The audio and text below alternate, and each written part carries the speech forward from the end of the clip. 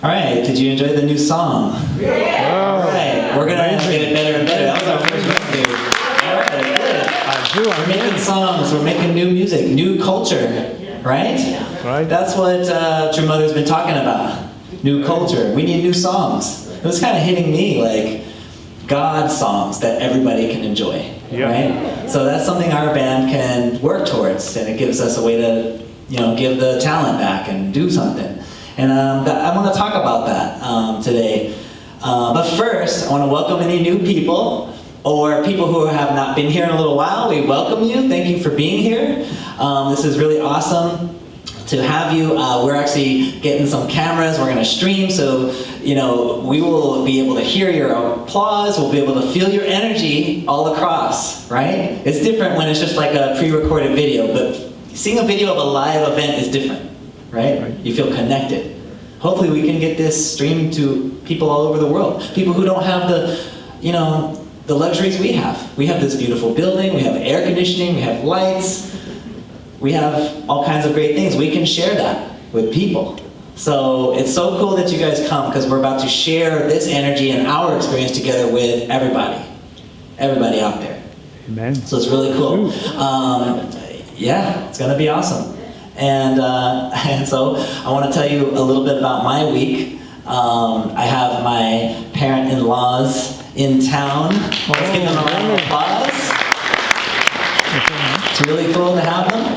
And I know that there's this one thing that we have.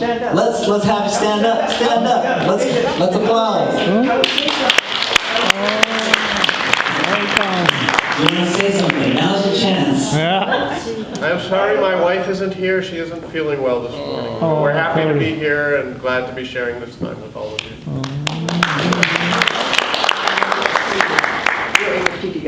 Yeah, that's really.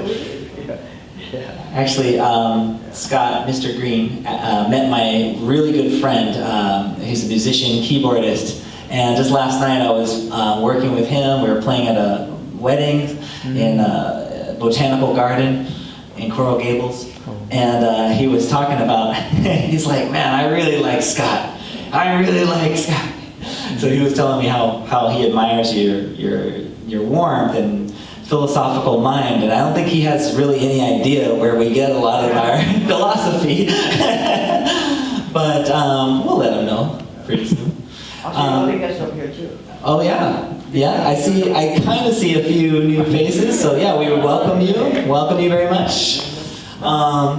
So yeah, I know that there's one thing we're gonna do that I cannot avoid as much as I want to avoid it. There's one thing we're gonna do before family leaves town. And that is go fishing. Let's go fishing. And he's clapping. Loves fishing. And I generally don't like nature that much. So this has been a clash. It's been a long, subtle push and pull. I'm not thrilled to go anywhere outside, actually. just anywhere outside. Even when I was a kid, I was scared of ladybugs.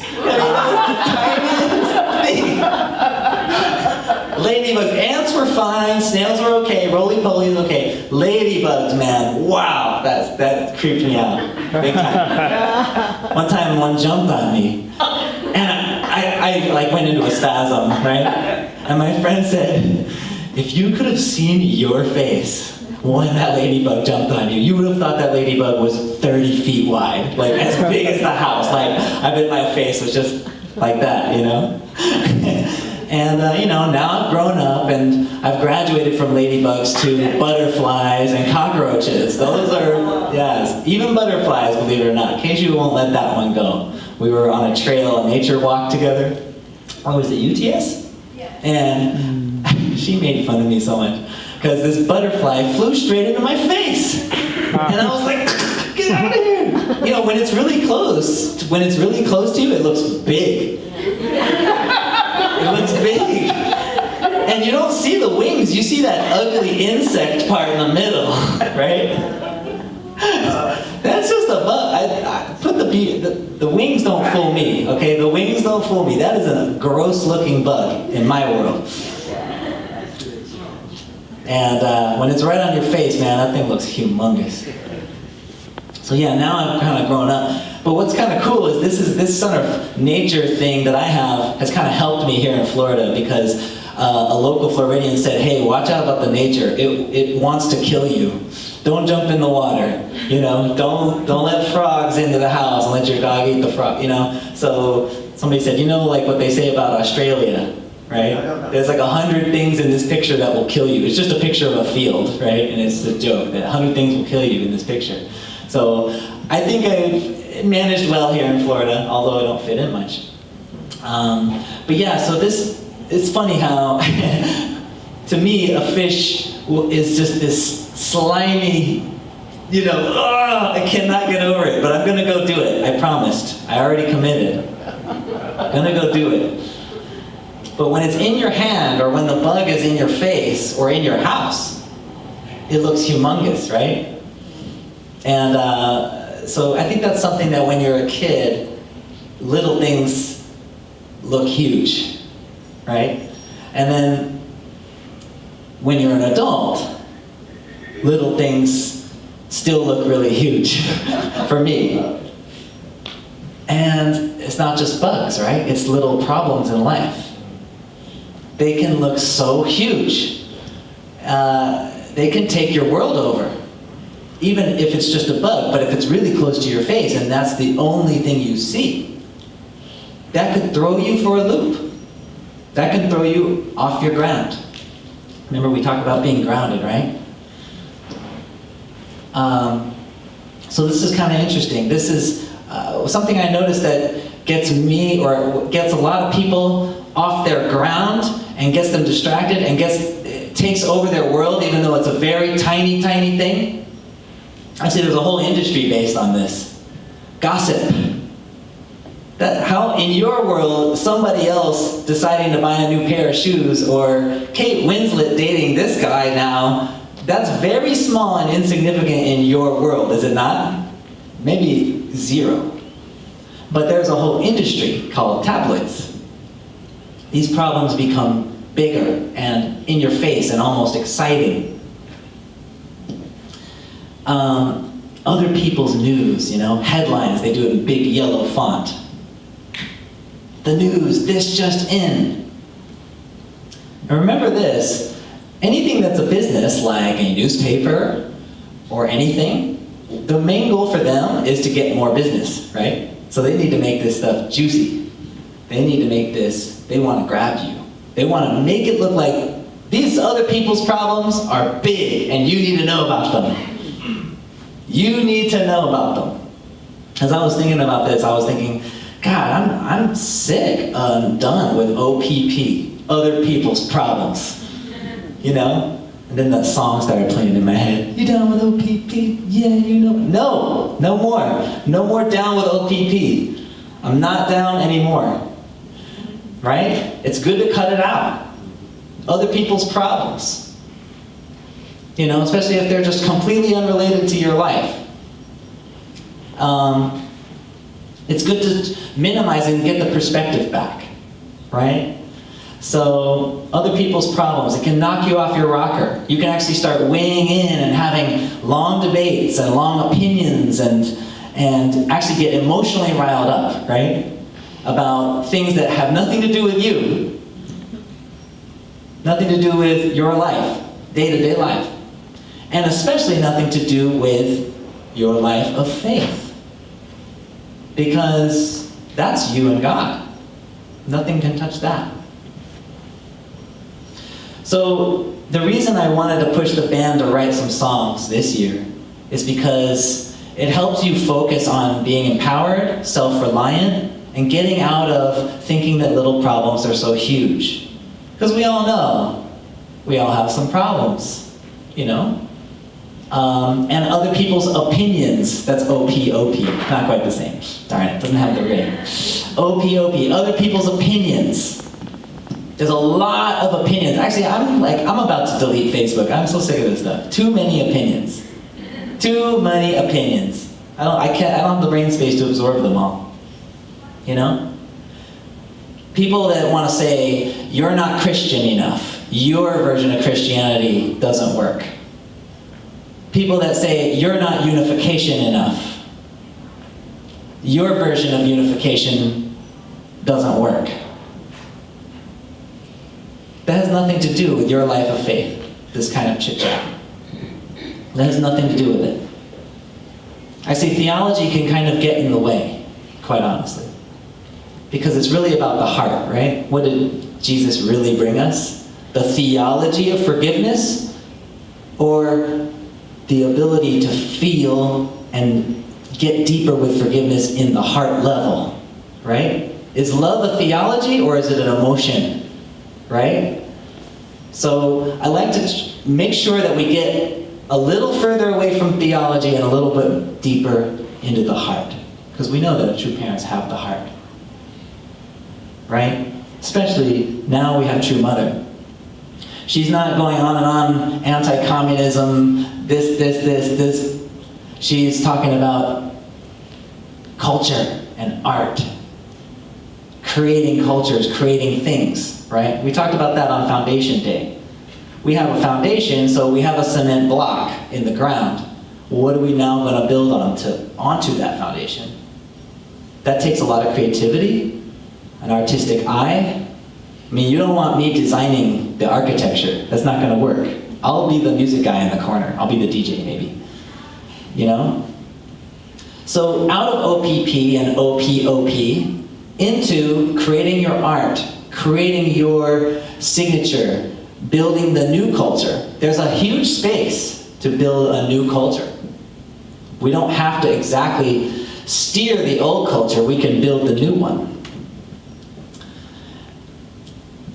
I think it's a good time to reset and kind of realize that we have to have trust and faith in God, right? Because that is the ultimate form of stability. The more your mind flies out into the world and the opinions and the tabloids, the more you lose your stability, the more you're losing focus. So one thing I realized was that the only real true stability is God, right? Even the safe job can not necessarily be safe. Even the safe fill in the blank cannot necessarily be safe. God is always there. That's the one constant. That's the true stability. So, if you find yourself talking about too many other people, it's time to check back with your sense of stability and empowerment and your relationship to God. That trust, that connection to God. Also, if you don't feel stable, if you don't feel solid on your 2 feet, and you're trusting God, I trust you, God, that whatever this is, it's a phase, it's a thing that has to be worked through. I mean, think about this, right? Jacob and Esau, right? How many years apart? How many years did they not see each other? 21 years. How come God didn't fix that a little quicker? Why didn't he jump in there and get them, come on, God, let's work. Well, we teach in the parallels of history that actually certain things need to happen for certain periods of time. Do they not?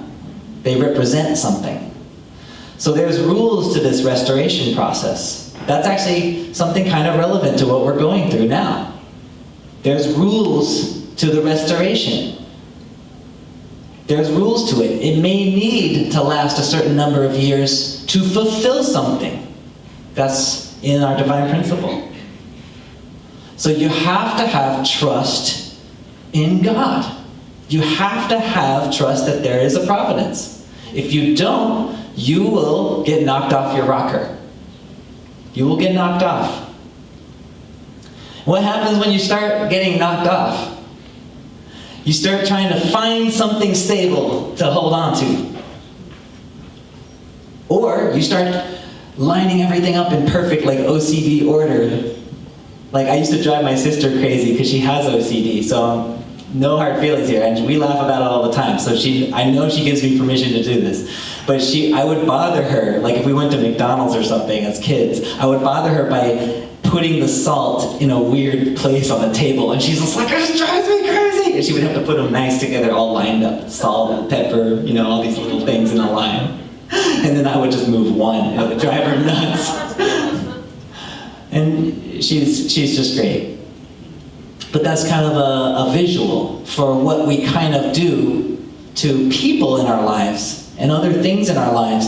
We stabilize them and put them in a box, and we line them up, and we try to get stability out of these other folks. We want to control what you're doing. Don't have an event like that. Don't do this. Don't say that about me. Right? Here's the truth, guys. We don't have control over other people. We just don't.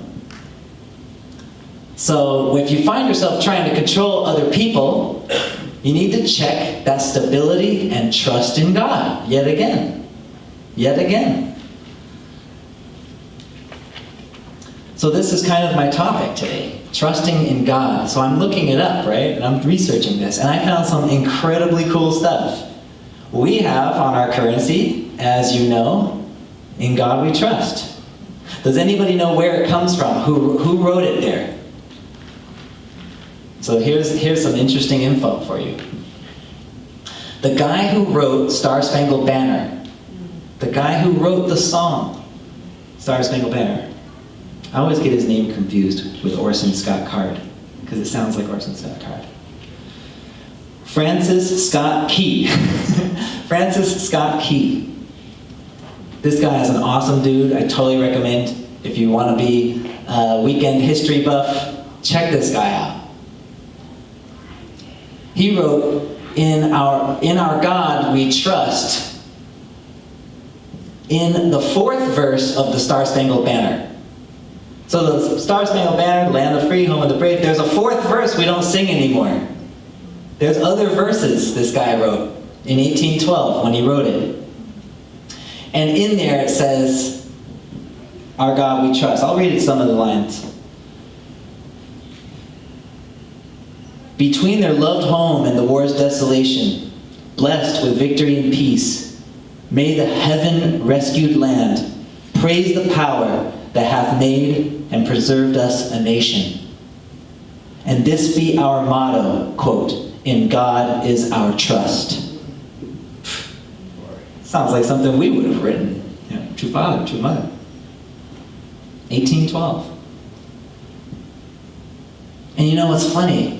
Later on, so it became a battle cry. Like these people would, like Revolutionary War, War of 1812, these people would like take on this motto, "In God we trust." You know what? Let God's will be done. If we need to defend ourselves, fine, but let God's will be done. So it became a motto. And then couple of decades later, these congressmen started writing, "Hey, I think it would be a good idea to put 'In God We Trust' on the coins, on the currency, because it seems to be a popular sentiment with the people because of the national anthem." Isn't this cool? So True Mother, when she says go out and write new songs, this is right on the money. "In God We Trust" comes from a songwriter. A songwriter who could speak to people's emotions and get them singing it, right? Get them singing it, "In God We Trust," in the 4th verse of Star Spangled Banner. And it became part of the heart and the culture of the people. And then the stuffy congressmen sit around in their wigs back then, and they go, "I think the people find it popular to put this in the coins, so let's do it, so we can get voted in again." Well, I don't know. Right? But the songs and the culture dictated it. That was not some stuffy boardroom decision. That's a decision that came from essentially the heart of people. It built the morale of the people. This is why tapping that emotion is good. It's powerful. What's amazing is I want you to know some things about this guy. In our country, we have a lot of political back and forth going on. It's very heated and very confusing. And people are taking issue with the Star Spangled Banner song and the flag, and we don't pledge allegiance anymore in schools, and this and that, and this and the other. I just want to tell you something. This same guy who wrote this song, he spent the next 30 years after he wrote the song essentially fighting to free slaves. He went to courthouse to courthouse to courthouse. He would just show up and represent and speak and say, you know, these 300, slaves that we just got off the boat. The most famous example was on the coast of Florida. A boat, 300 slaves, and he showed up, being pretty famous back then, I would imagine. Like, imagine if the Justin Bieber shows up. Right? The guy who wrote the big song. He comes in. He says, imagine, this is not a politician. This guy is an idealistic, kind of a John Lennon type. He's artsy. He's idealistic. He doesn't function in the real world, probably. I think I can relate to this guy a little bit. I see myself in this fellow. I wish. So he shows up and he says, imagine these slaves on this boat were white. Can you imagine saying that? They laughed him out of the court. And then he kept going and he kept going and he fought case after case and he represented and he wrote articles and he wrote songs and he was pushing and pushing. Not 1 year, 2 years, 30 years later, he succeeded. He freed 53 slaves and they made a movie about it called Amistad. He was the guy who helped John Quincy Adams. Go watch that movie again. That's that guy. He wrote our anthem. That is an awesome dude right there. So don't let anybody miseducate you as to the negative intentions of our anthem. Go study the guy who wrote it. Go study the guy who wrote it. He was all about the land of the free and in God we trust. Those are the big two things. And those things go hand in hand. You can't really be free without the stability of trusting God. We're crippled, right? Without that. Without that, we don't have real freedom. We're trying to find control in our lives. We're talking too much about other people. It's not a free life. You know, freedom is a big part of this discussion. In order to stop worrying about other people's stuff, you have to kind of realize and reconcile the fact that God gave us free will. He gave us more free will, way more than any human gives another human. Right? He actually gives us free will to do terrible things too, which we shouldn't be doing. But He gave that to us. Total, to the extreme free will. God gave us way more than we would give each other, or even ourselves. So we have to respect freedom. If another individual, he's ordained in a sense, he's given by God the right to be that free. You have to go back and take this issue up with God, not the person that you can't control. Does that make sense? They have that freedom. They have that freedom to tell you you're not a good enough Christian or you are not a good enough unificationist. They have that freedom. You have the freedom to rise above that. You have the freedom to be self-reliant. You have the freedom to not let things knock you off your rocker. To be in control, to be empowered, to move forward. I think one thing that stuck with me is if you want more connection with God, start doing more things. Start moving a little faster. I think that's an interesting concept. I talked with Pastor Thompson about this. And he's like, yeah, you know, God steers you, but He doesn't really put the gas on the pedal. He can't steer a parked car. You have to be moving. Just like a coin, right? A coin that stands, it'll fall over, right? But if it's rolling, it has its gravity. So we need to be those coins. We need to be rolling and keep our gravity and stay upright. It's in the physics, kind of teaches us that. So let God work through you. By you're moving and He can steer you. That's kind of a way to create your own gravity, your own centrifugal force, as it were. And so this is why I want to encourage everybody. We want to have a media team. We want to have oh, that reminds me. Daniel asked me to tell you about our YouTube channel and all this stuff. So please check us out. And spread it to everybody. Because we're trying to create new cultures, new momentum. Nothing's going to knock us off path. Amen? Aju? Nothing's going to knock us off path if you keep moving. So don't worry about OPP, OPOP. Don't chit-chat, chit-chat, chit-chat. Keep moving. Trust in God. And I think we're going to make it a great year. And you're going to see a lot of crazy stuff in the world. It's a crazy world right now. But we have so much potential. We're going to move forward and we're going to do it quickly and it's going to be great. Thank you very much, guys.